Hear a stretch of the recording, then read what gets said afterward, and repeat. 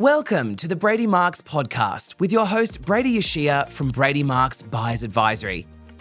Enjoy discussions with a variety of guests and pioneers from diverse backgrounds, each sharing their unique perspectives on property, business, industry, and more. In this episode, we're honoured to host Tom Panos, a titan of the real estate industry and one of Australia's most influential coaches. As the founder of Real Estate Gym, consultant to News Corp Australia, and a regular voice on Sky News Business and the $1 Million Agent podcast, Tom's insights reach thousands of people every week. An unforgettable keynote speaker and one of Sydney's top auctioneers, Tom has been in the business since the age of 21. His career of over 30 years is marked by extraordinary achievements in senior executive roles, a master's degree in management, and coaching qualification in psychology from Sydney University. He's also the author of multiple professional development programs, solidifying his place as one of Australia's most experienced coaches.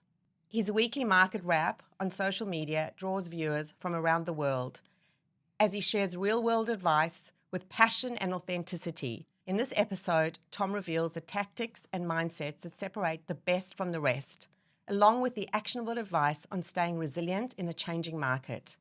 Alongside Tom today, we have our very own Sabeen Akbani. With 16 years in real estate, Sabeen brings a wealth of experience and strategic network that truly benefits her clients. She's known for her personalised approach and dedication as she guides buyers through the complexities of property buying, ensuring each decision is well-informed and stress-free.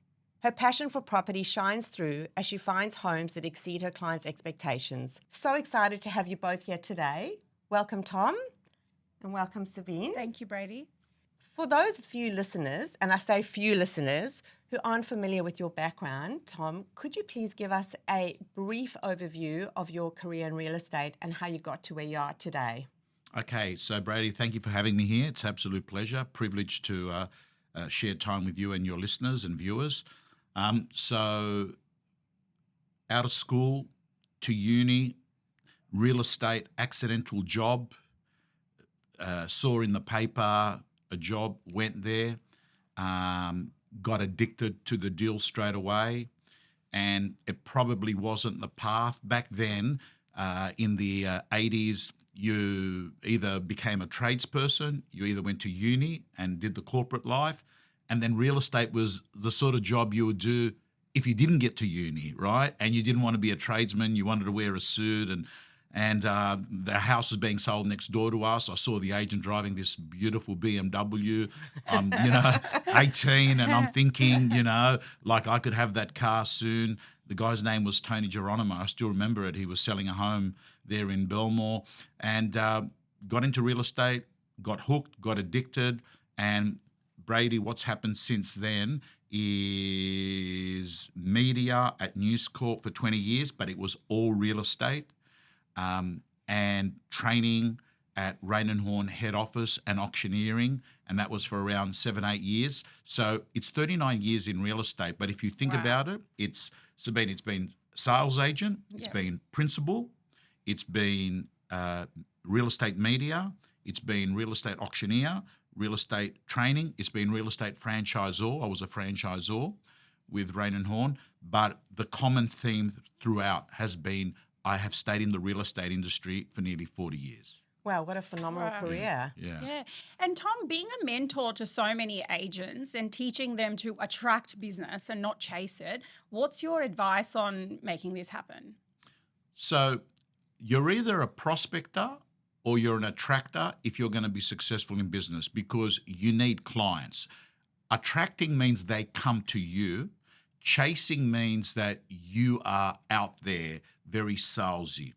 Generally speaking, Sabeen, the process, and it's not just in real estate, it would be the same with any industry, mortgage broking, pharmaceutical sales, IT sales. You start off being a chaser, being a hustler, trying to contact people that probably don't want to talk to you. Yes. And you do that for a period of time, and then after a while, you end up getting some happy clients. They tell other clients that their story, so they come to you, and then all of a sudden you realize you move from being a prospector to being the prospected, and that is a great place to be in Because real you've estate. established that platform along the way and chased it, and then Correct. Well, you've created raving fans and you're on the shopping list. yeah, And that can take time. So I use a term, it's not who you know, it's who knows you. So try and become the mayor, famous, try and become a rock star in your marketplace. So, yeah, and I still, like it's a Monday morning, we're recording this podcast, and I can tell you, Monday morning, I still have a spring in my step that would be not too different to me starting real estate for the first day. I'm blessed. I'm happy in the job. I'm not looking. When people say people always say to me, what's next? What's next on the horizon? There's nothing next. I'm happy. That's it. Yeah, Keep wow. this going. I love it. Building your personal brand in our industry is imperative. What is the biggest mistake agents make? By trying to build a personal brand, by getting people's attention, by trying to stand out, but standing out being stupid, standing out in something that's not desirable, because a lot of people think, Brady, if you stand out, you'll get everyone's attention. But there's no point standing out where people say, oh, he's a dreadful real estate person, or he's a dreadful coach, or he's a dreadful buyer's agent. So trying to stand out for the wrong reasons, I would say, is probably one of the things that's going to slow down or actually stop you building a world-class brand. But for me, everything you do, Brady, is building your brand. The way you're dressed is your brand. What you're wearing is your brand. How you pick up the phone is your brand. The way your car looks is your brand. Everything you do is either building or destroying brand equity in you. Yeah, and that's so true. One thing I always say that's been drilled into me from being a selling agent many years ago is always make sure you get to a property for your open home at least 15 minutes before. Make sure the house is ready. We've often, well, in the past, got to properties where things were all over the show. As sales agents, you tidy things up, make the property look its best. So we are not only an ambassador for ourselves, but also for our vendors. So it's very important what you say. Everything, you're on show all the time. Everything needs to be in order. So open homes are interesting. You go to open homes, you also go to private inspections, you're looking at off-market properties. But open for inspections are essentially an audition for potential vendors on what your agent is like. And real estate agents need to understand, if you're in business, you're in show business. And I tell every real estate agent, pretend everyone that walks in through an open home is a potential vendor. That's how you should act. So this thing, Brady, about showing up 1 minute before the open for inspection and fiddling around with the key and there's people watching you, that potential vendor is sitting there and saying, the last open home we came from, the agent was there, the lights were on, the information was there, they had 2 people at the open, they were there on time. They get a credit score, and that open home where the guy's fiddling around with the keys gets a D, a D minor. So 100%, everything you're doing is building brand equity in you. building your Yeah, brand. absolutely. And Tom, you've worked with thousands of real estate agents for years and years. What are the common traits in the top 1% that you see that set them apart? The top qualities are they don't ruminate on rejection and failure, and they don't become a magnet for bad news, and they don't let it stick like Velcro. If you see Velcro, things stick on you with Velcro. With Teflon, they slide off you. Yeah. I think good agents are Teflon because if you personalize every interaction, you'll end up getting depressed.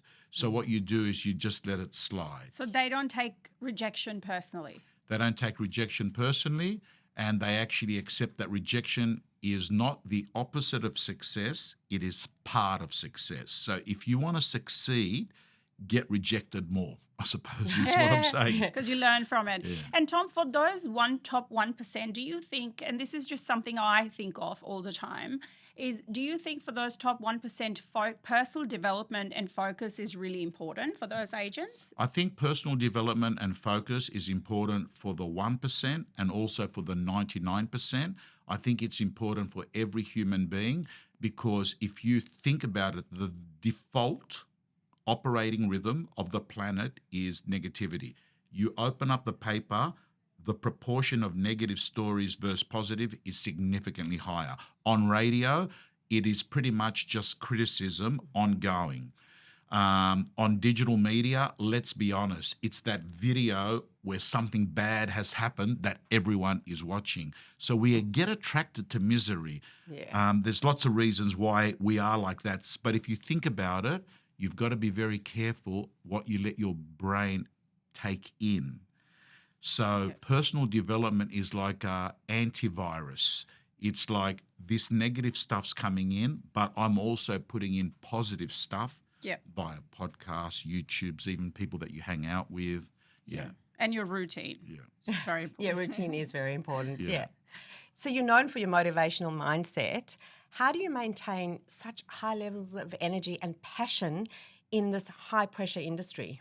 So every morning I have a very important non-negotiable ritual. Every morning I wake up, Brady, I have a journal and it has 7 or 8 questions I ask myself to help me get into the right state. Wow. While it's clear after I've had 7 hours sleep. So some of those questions are, what was I grateful for yesterday? What am I really looking forward to doing today? What kind of a person do I have to show up to? Like I've done it this morning with you. One of the questions is, what kind of a person do you have to show up to your first appointment? And I put down an illuminator. I've got to go in and illuminate an energy. So one of the things is having a great morning routine allows me to show up with higher standards, right? That helps a lot. The second thing is that helps a lot is I'm very mindful of when things are just okay, I remind myself, okay is really, really good because for other people, it could be misery, right? So it's a perspective. Perspective. So one of the things I regularly do is if I'm having a day that I'm not feeling motivated or pumped and excited, it's only a 10-minute drive to where I used to get my chemotherapy. So I drive there, I casually walk in, which you can. A lot of people don't realise. They think that there's like big security. You walk into a chemo ward because people are always going there to support their family that are going through treatment. I walk in and I just spend 60 seconds at the front doorway. I don't walk in and spend too much time, but I look 60 seconds and I remind myself, Tom, your life is amazing. You were sitting in chemo chair 32 staring out onto Missenden Road, Newtown, Camperdown, saying to yourself, if you ever get out of treatment and you're healthy, you will not complain. So I find that really does help me have perspective when I'm not having a great day. Yeah. And I have to say one thing on that. You're the person I've learned the perspective game with, because I remember once we were having coffee and Haberfield, and I was complaining about my car. There was something wrong with my car, very little. Do you remember the windscreen? And Tom's like, all right, show me. So he walked with me to the car and he looks at the windscreen. He's like, what's wrong with you? It's just a car. And literally, I was like, yeah, you know what? You're right. It's just a car. I'm alive. My daughter's happy, healthy. Like, why am I complaining about a car? So perspective. Yes.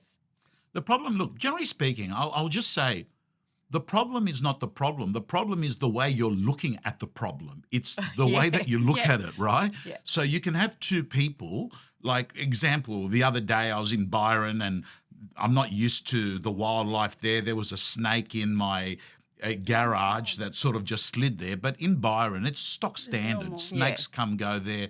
And so I'm looking at it. My neighbour's looking at it who lives there permanently. It's the same event. one person gets it petrified. This is terrible, right? have died. The other person, it doesn't, and she's like 70 years of age, and she's normal. and she's like, yeah, that's nothing. So it's the way that you look at a situation. It's not the situation itself. Yeah. So, Tom, in your experience, what do buyers and sellers misunderstand the most in the real estate process, especially in this day and time? Okay, so the people are at various parts of the cycle. So let's talk about a buyer. Yeah. Buyers are interesting in the sense that they seem to take action more. Okay, when you go to Europe in July and you go book to fly, let's assume you want to go business class, summer in Europe, it's cold here, you go book a flight. To go to Europe business class is 15 grand in July. To go to Europe business class in January when it's cold, it's about half that price.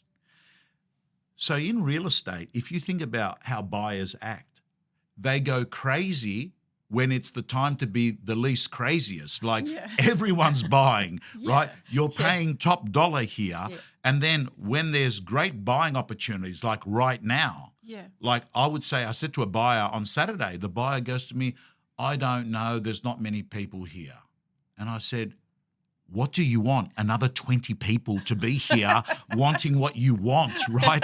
That's a good thing for you. Yeah. This is like buying the business class ticket when no one's buying, right? Is that the buyer you told me offered half the price? No, that's another 63? buyer. Oh, That's another God. buyer. Okay. That's another opportunistic buyer. Yeah. So often I find it's with buyers, they make a decision based on the market, not based on their life, right? And I said that to a buyer on Saturday. He goes, it's a really good buy. And I said to him, it might be a good buy, but if you don't love this house, don't buy it because it's a good buy. And he goes, why is that? I said, it's really simple, because you told me you're moving into it and you don't really like it, but it's a good buy. I suggest that you don't buy it. And he goes, I can't believe, an auctioneer saying that to me. And I said, I'll tell you why. Because if you don't like it, you're going to end up selling it within about 1 or 2 years. And then you're going to end up getting unsettled moving. You're not going to be happy here. You're going to pay stamp duty again for removing, legal costs, all of that. You're far better off buying a home that you love. Because the market and interest rates, you don't marry them. You're marrying the house. You're dating interest rates. You're dating the market. It's the house that you're getting married to. And he was very happy that I actually told him that. But I think that to me is the issue with buyers, is that their mood affected. And with sellers, I think the biggest challenge that they have is that they often select a real estate agent based on the fee the agent gives them, not the probability that they're going to get a better price with that agent. You know what I mean? Yeah. Which to me is more important. It's not what you pay, it's what you're left with. And generally speaking, the cheapest agent and the best agent is generally not the same agent. Yeah. Yes, very different. Very true. And you also need to get a feel for the type of agent that you want to work with, because it's a relationship, and it should be, I'm not going to say intimate relationship, but it should be a very close relationship, and have this constant communication, that the selling agent is on the same page as their vendors in terms of understanding where they're at in their real estate journey. And sometimes, quite often, real estate is based on emotional experiences. So you've got to be mindful of where your vendors are at. Yes, you're right, Brady. So in the 2 chapters of real estate transactions, selling and buying, when you're selling, a vendor should like the person they're dealing with. That person becomes part of your family for a couple of months. They have got the keys to your house. They are next to your children. It matters. Yeah, true. When you're buying, it's a different scenario. You don't necessarily have to like that agent, right? Or if you're using a buyer's agent, but I think you do, because you then have got the same relationship that a vendor has with a selling agent. It's an intimate relationship. We're close. I'm in your corner. Yep. You're paying me. I've got your back. It's all about the trust, I feel, And, It is. on our side trust as well. is so whether you're a real estate agent with a vendor or whether you're a buyer's agent with a buyer, your unique selling proposition, your product that you've got on offer is trust. Yes. That's what they're buying. So if I'm in a hurry and I'm dying for a coffee, I will go to Macca's drive-through and get a black coffee. Not because I like their coffee, but their unique selling proposition, it's fast. Yeah, and I'll it's stay in the car, it's fast. Trust is our unique selling proposition in real estate. What they're doing, Sabeen, is they're buying your promise. Yes. If you're a buyer's agent, they're buying your promise. I will look after you. Yep. I will find something for you and your family, and I will do it better than what you can do. They're buying that promise. Yeah. Right? So they're really trust is trusting critical. you. Yeah. Trust is critical. Trust is, it's the number one. So there's so many sales agents constantly entering our market. What would your advice be to new agents coming into the real estate arena? That the first 3 years, it's going to be uncomfortable. It's going to be yucky. It's going to be long hours. There's going to be plenty of rejection. You're going to have to be doing 4 things at the one time: building your brand, building your database, learning the basics in real estate, and as well as that, try and get 10, 15 deals done in your first year. Depends. If you're in a really expensive market, you could probably do it with less. But I'm just talking about your average market. So I think what you should be doing is mentally sign up in your head.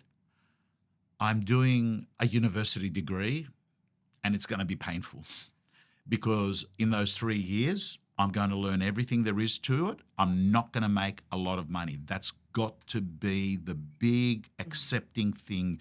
I'm not going to make a lot of money.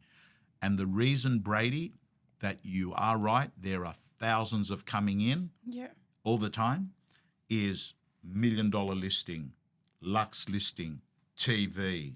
People are sitting there. They're seeing hot cars.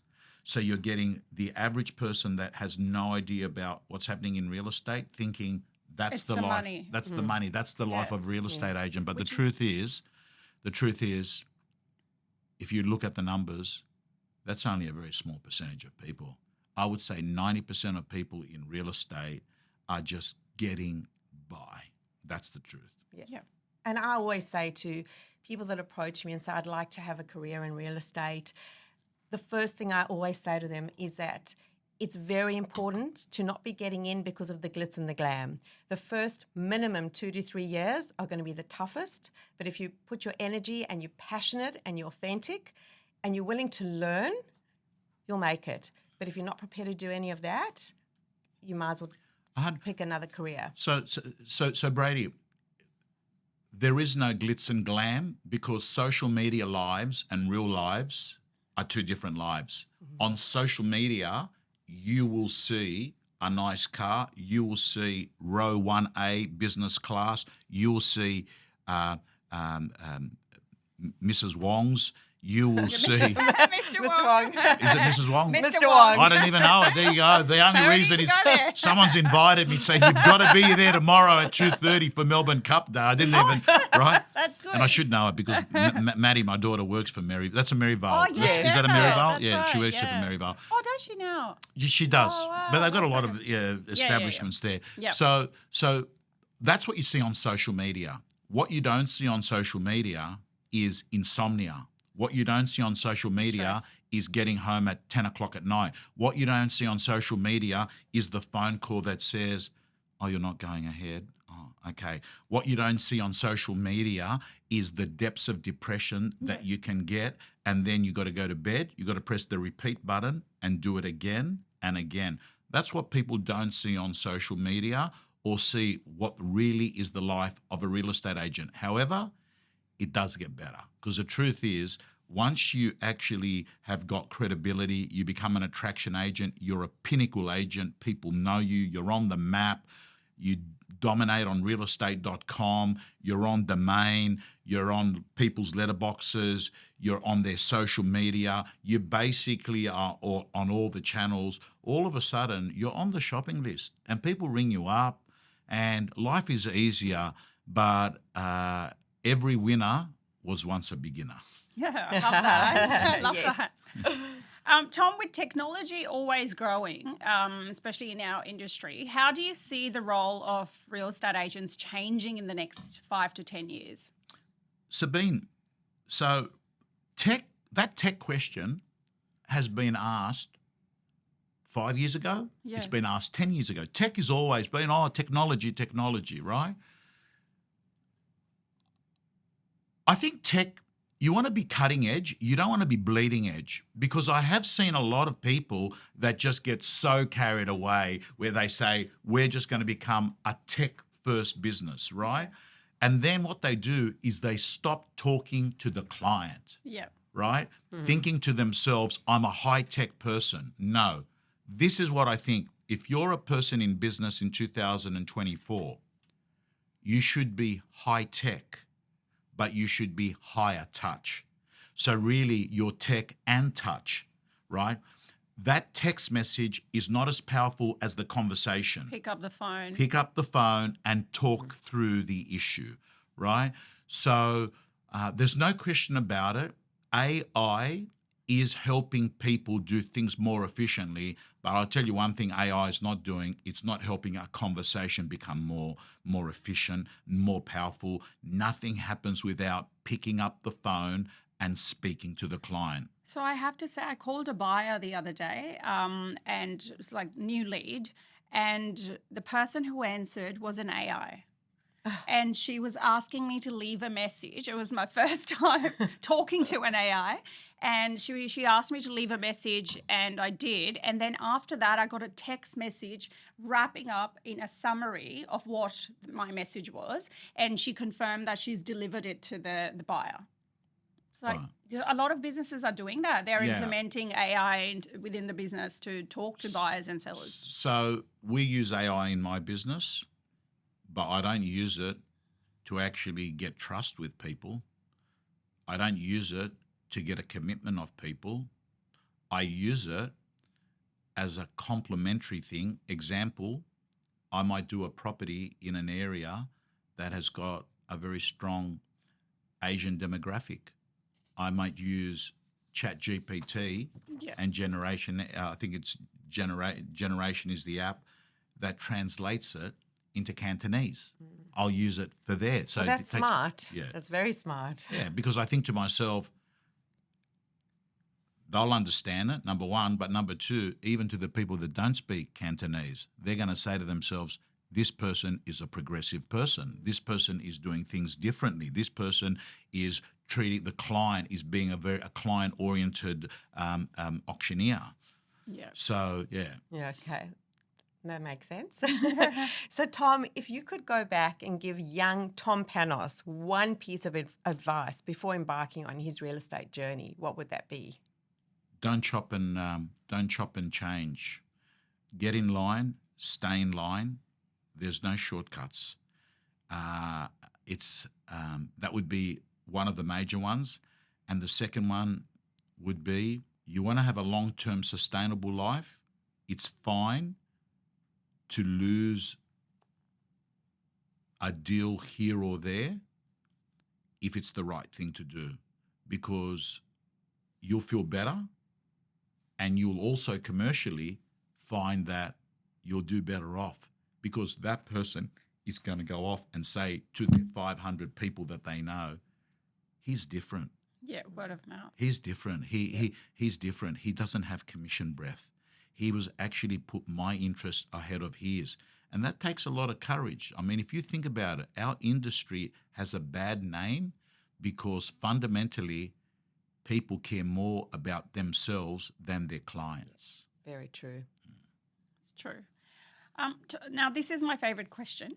Tom, you wear so many hats: dad, mentor, coach, auctioneer. How do you have a work-life balance? So I have to pay a price. But the first thing is I'm a work-life integrator. I'm not a work-life segmenter. A work-life integrator integrates work and personal life. That basically means I will go to my daughter's gymnastics thing, but I'll have my mobile phone and not feel guilty about texting while I'm watching her, Yeah. right? I'm the sort of person that I will go home and I don't take my clothes off and say, that's it, work's done, I'm watching the news, I don't want to think of, you know how a fireman goes home and has his shower, that's it, I don't want to know about work, right? I'm not like that. To me, they integrate. You're at the swimming carnival with your family, but you leave the carnival and you go do a deal. You're on holidays in Byron or in Greece. So when I'm in Europe, so I went to Europe twice this year, right? So 6 a.m. to 11 a.m. their time, I wake up and I work. That's 5 hours work. That's it. That's like being here 2 p.m. to 7 p.m., right? Because of the time difference. So, I'm a work-life integrator, not a work-life segmenter. And then the second thing is I don't have a big social life. So something's got to give, right? So something's got to give, you know what I mean? Yeah. So for me, I have to be in bed by 8:30 at night. Yeah. You know, because if I'm in bed at 8:30 at night, You wake up early. I can wake up at 4 o'clock. Yeah. And to me, 4 a.m. to 10 a.m. in the morning is a far more usable, lovable, beautiful time than, 7 p.m. to 2 a.m. in the morning, right? It's not who I am now, you know. So you've been an incredible inspiration, on a personal note, I should say, to so many people on your cancer journey. How have those experiences shaped your life and work? They've helped me, Brady. I always tell people, I wish I didn't have cancer. I wish I didn't have cancer once, but I ended up having it 3 times.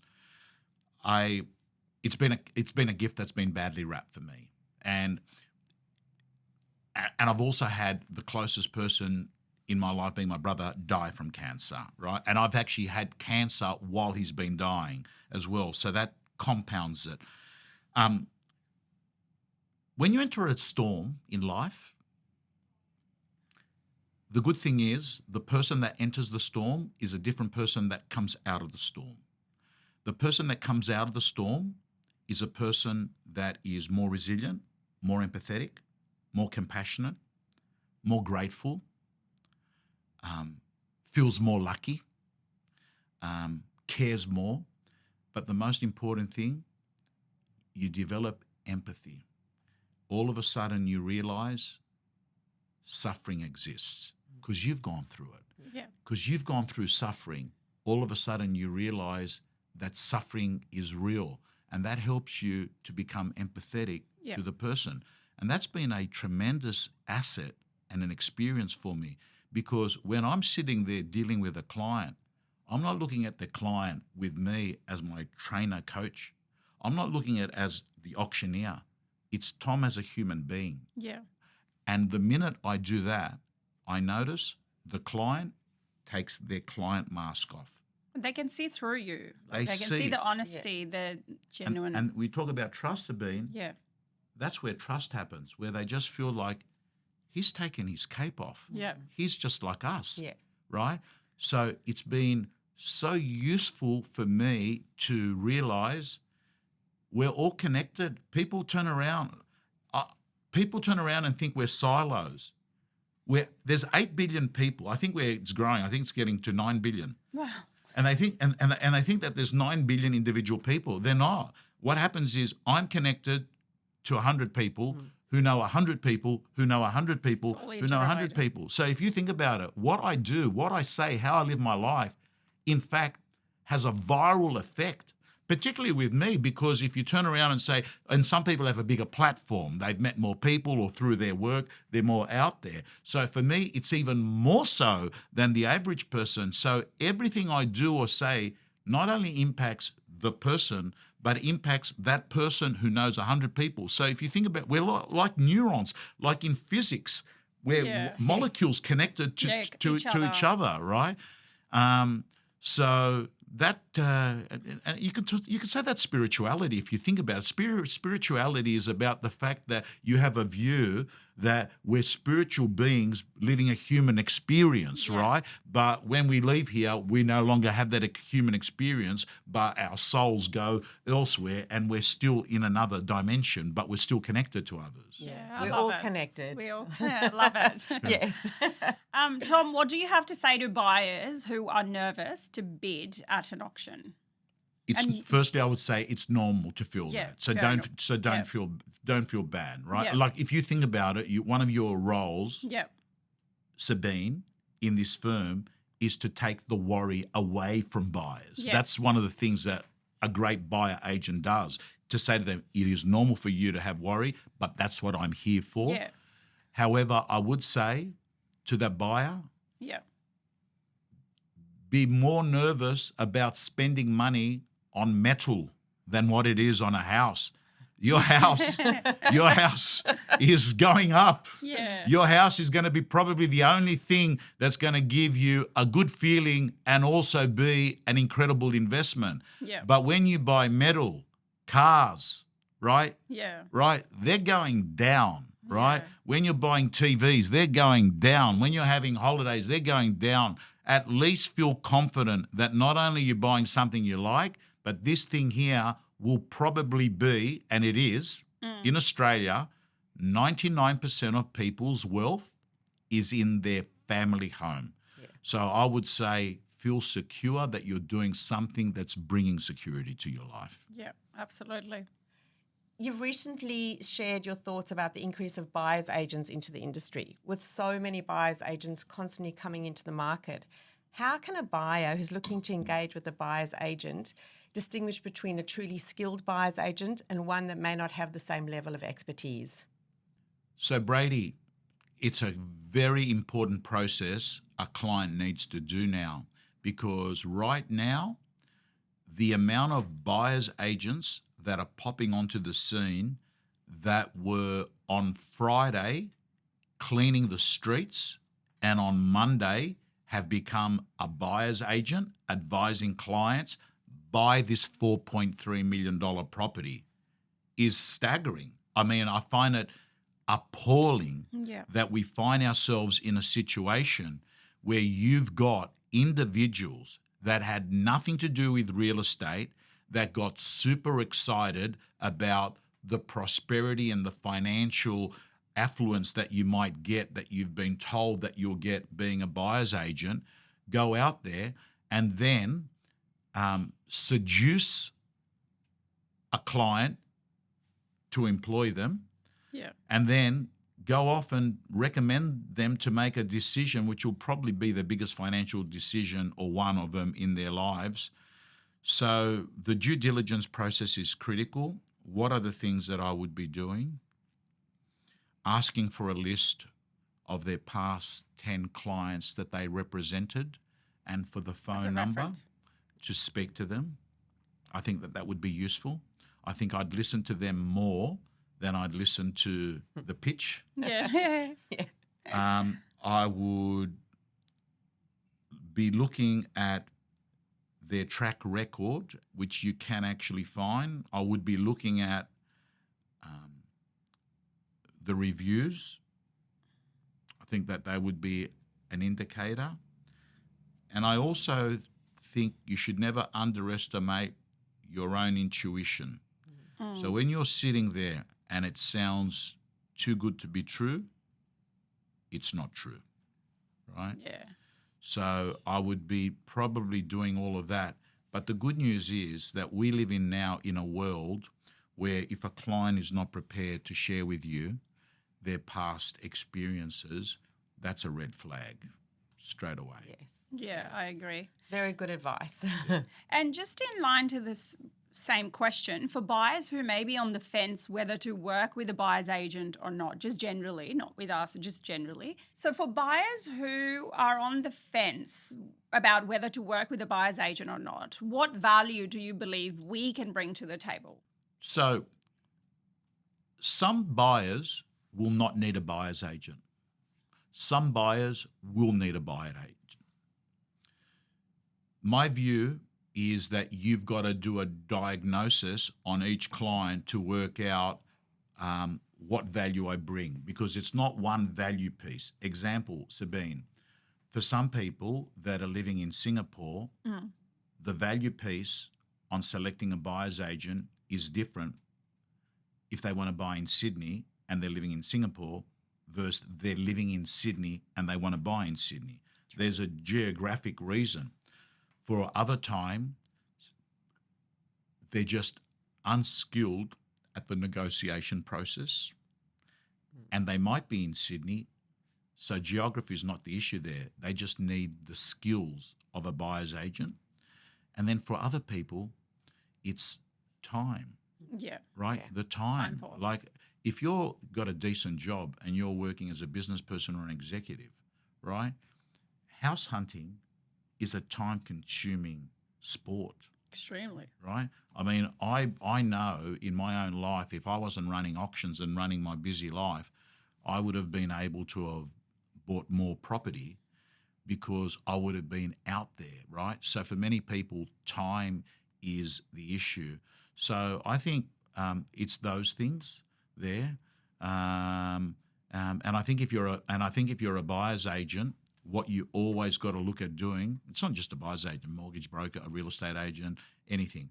Make it easy for people to do business with you. Just make their lives simple. Yeah. I agree. Make it simple. And have fun. And have Always, fun. you've got to have fun along the way. That's so true. So real estate comes with its ups and downs, and quite often we feel like we're on a roller coaster. How do you personally unwind and recharge after a hectic week? So at the moment, Brady, and it's been like that pretty much all of this year, Bikram yoga is my line in the sand at the end of the day. So what actually happens is my Bikram yoga class starts at 5:30. Bikram is practice 21 poses, 90 minutes in a 45-degree room. It's not a gentle yoga. It's intense. Intense. To give you an idea, I find I run, I box, I do weights, I do lots of things. Bikram is the hardest of the lot, right? Because 45 degrees, 90 minutes, and you're not allowed to leave the room, and it's pretty strong poses. That is the one thing that gives me strength. It gives me cardio, but it gives me clarity and meditation, because for 90 minutes, it's an open eye meditation where you silence your mind. All you do is there's a mirror and you just keep looking at one point there in the mirror. So what happens is I do that class from 5:30 to 7. That's a 90-minute class. Yeah. And that is the line in the sand for me, right? I then do end up doing a few texts and emails, but I sort of am in just this effortless, seamless flow after I do that. So exercise is a very big thing. And I wake up every morning and I do 2 hours of exercise every morning from 4:30 to around 6:30. You look great. So I'm feeling good. Listen, I'm feeling good. I did suffer from, because I had a low immune system with all the chemo. I've had a lot of chemo. My nickname's at RPA is the chemo kid. You look amazing, I have to say. And I'm feeling good. I'm feeling good. I ended up, because of my low immune system, having a lot of long COVID and things like that. But exercise is a big thing. I have a model in my life, ELF, effortless, lucrative, and fun. So no matter what I'm doing, I've got to make sure that the thing that I take on, the work that I take on, is it going to be effortless, lucrative, and fun? If it is, I'm going to feel joy. I'm going to feel flow. I'm going to feel happy. People will feel that, so their experience is going to be good. Yeah, energy. So, yeah. Whereas, if you go to do, so recently I had to go do this thing it was actually for a charity, right? Anyway, cut a long story short, so they said, "Oh, you got to come," and it wasn't a paying fee, and I had to go there the night before, and then they rang me up and they said, "Oh, because it's a charity, we don't have a budget." And I said, "Yeah, I know that." I said, "I'm not charging you," and they said, "You're going to have to share a room with someone." I said, anyway. Anyway, so You're like, who? Who is that person I'm sharing a room with? I then turned around and something along the lines of, I said, listen, I'll wake up early and I'll just take a flight then come there in the morning and go, oh no, we're not doing that. We're all catching up the night before. And then I said, listen, even though it's for a charity, I said, I can tell you, I'm not going to be good for you. Yeah, good on you. She goes, why's that? And I said, because I'm not already feeling good. I said, if I'm not feeling good, I love it's that. gonna come across. So your and she goes, she said something like, are you so precious that you need to have a room on your own, right? And I said, look, I got to tell you, 100% I feel uncomfortable being in a room with someone I don't know. I said, I'd pay for a room, but I said, right, the main thing is, but right now I can tell that I'm not going to be happy and you're not going to get value. You need me to be at my A game. Like I say no to a lot of podcasts because I know that the podcast person is not my values person. And I know the conversation's going to go in an area and I'm going to be unhappy. I do feel extremely special right now. Yeah, like and so do I. So thank you very much. Thank you. So you get what I'm saying, Bud. Yeah. You know what I'm saying. Yeah, Like, 100%. don't you ever get that with your own client? You know, you get a do. client and you vibe. think to yourself, this doesn't feel right. Yeah. You know what I mean? Better to have less clients than terrible clients. 100%. Tom, in your view, how has social media changed? Sorry, I've just lost my voice there. In your view, how has social media changed the way agents connect with their potential clients? So I think what it does is it gives you an opportunity to have a video relationship first before you have a physical relationship. So I think there's a great saying now, there are no more blind dates in business. Everyone knows what's going on because they can look at people's lives online. So it allows a person to say, this is what I'm all about, right? So when they meet that person, they already feel like they know that person. Yes, absolutely. That's a good one. So, Tom, what's the legacy you hope to leave behind in the real estate industry? That's good. Good. I don't think about that question much, right? Because I just do my stuff, you know what I mean? I do my stuff.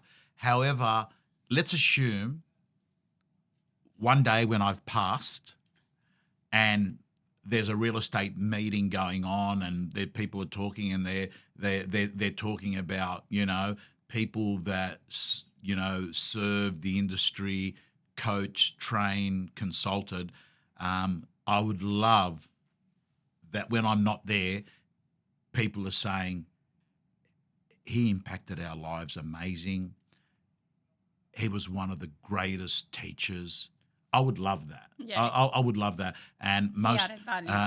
you know, and to me, it matters that they turned around and they said he was the real deal because that's how I live my life. And I think I live my life. The more I think about it, I'm living my life because, yes, maybe that is the legacy. Maybe what I'm thinking of is at the end, I want the conversation between people to be is he was the real deal. And you are the real deal. You absolutely are. You're an absolute inspiration. And I honestly feel that in years to come, many, many, many years to come, your name will always be known as a true legend in our arena.